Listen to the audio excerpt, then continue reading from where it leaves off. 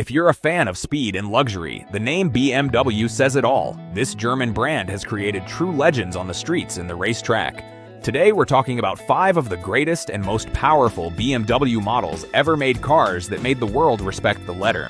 5 BMW i8. A car that changed the concept of hybrid sports cars. A futuristic design with upward opening doors, combining a gasoline engine with an electric motor. Not the most powerful on this list, but definitely one of the boldest and most unique in design.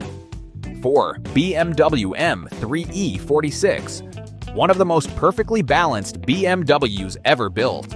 A naturally aspirated inline-six engine delivering pure driving emotion with precise handling that puts a smile on your face in every corner. To this day, many consider it the best M3 ever made. 3. BMW M5E60. Now this is real madness. A Formula 1-inspired V10 engine producing 500 horsepower with an unforgettable sound. A family sedan with the soul of a race car. 2. BMW M4 CSL. A track-focused beast, lighter and more aggressive than the standard version. Built to break lap records and prove that BMW still knows how to build true performance machines. 1. BMW M5 CS. The most powerful production, M5 in history.